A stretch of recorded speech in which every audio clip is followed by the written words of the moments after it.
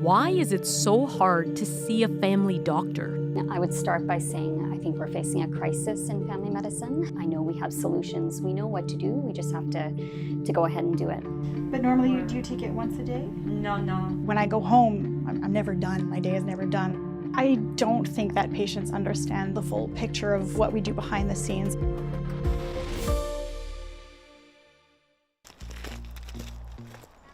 Which is why we're making an early morning house call. Good morning. How's it going, Laura? Good, you? I don't think we're waking you, are we? No. We wanted to see why family doctors are disappearing and what can be done about it. We don't want to disturb you, just fly on the wall, but we're hoping to just follow you through your day. All right. Laura Sang's a new family doctor in Saint-Hippolyte, Quebec, north of Montreal. At 6:30, she's already working. I have 12 documents, 2 results, and 4 messages.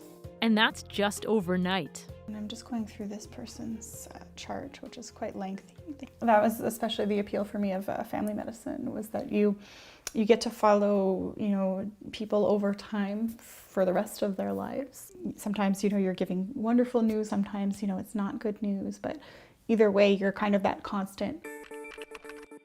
On top of that, family doctors are essentially entrepreneurs. You heard that right. Doctors run small businesses.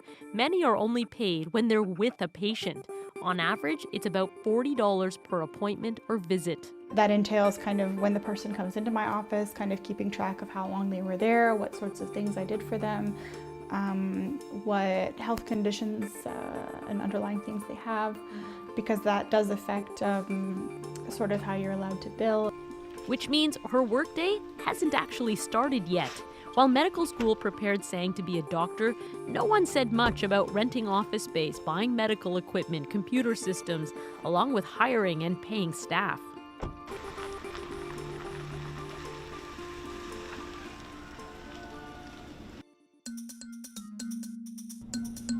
In the office, it's back to back to back patients, with medical issues ranging from lack of sleep and mental health challenges to infections and cancer. What I didn't expect was sort of all the other hats that I wear as a family doctor. I find myself sometimes being in the role more of psychologist because patients can't afford them, and sometimes it's been sort of pharmacist trying to do like a review of all their medications. I'm sort of the secretary in figuring out, okay, which appointments that I've requested have been done, which specialists have they seen, what are they still missing, what kinds of tests do they still need to have. Dr. Sang is now several hours and several patients into her day, but it is lunchtime, but it looks like you're also still working.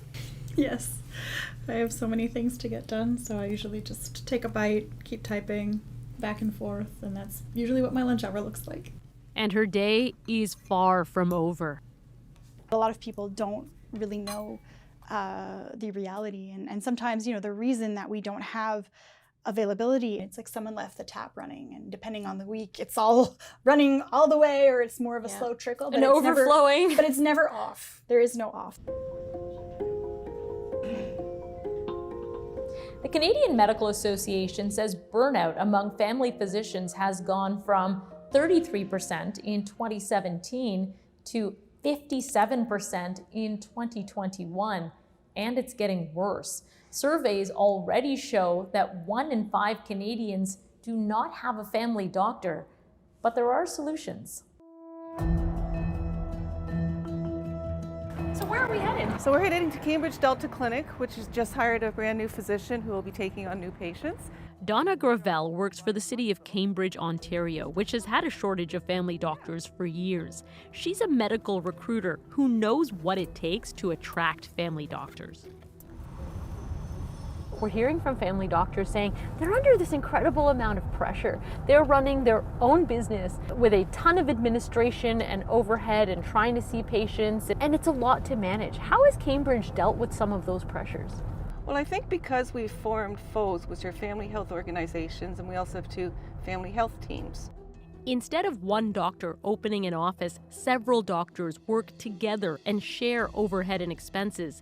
They also work closely with a team of other professionals, pharmacists, social workers, nurses, dietitians, psychologists, and others, offering direct access to care. And the more doctors there are in the group, the easier it is for each of them.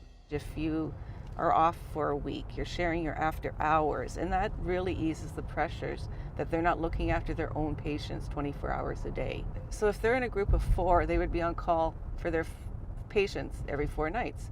Well, now we have 40 in the group, so it's 1 in 40. But these doctors also do need to make money. And what's the model here? And so they get a stipend per year per patients that they have, and then they also bill for the services that they do when the patients come to see them. It's called capitation. Doctors like Laura Sang in Quebec get paid for every visit or a fee for service. But most family doctors in Cambridge get paid a set amount based on the number of patients they have.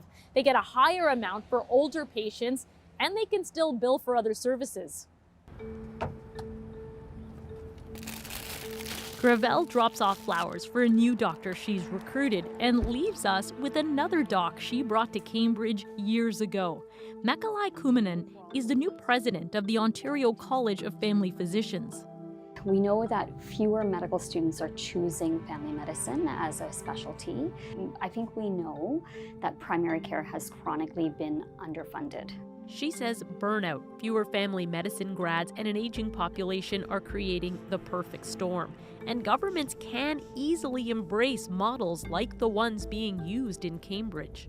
Ultimately, it's really recognizing how important we are as a sector, how important we are as a foundation to our healthcare system, and how we can build funding in to support that sector. In Quebec, Dr. Sang clocks out after 6 p.m., but her day isn't over. She hopes working in teams and better payment options will become the norm, but adds her patients are always her focus. Just seeing how appreciative my patients are and keeps me motivated to keep doing the job that I do and being there for them, because that's ultimately why I'm here, is to help people.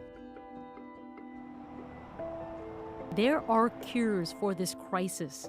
Now, provincial governments must decide on a treatment plan before more doctors leave family medicine. Christine Birac, CBC News, Saint-Hippolyte, Quebec.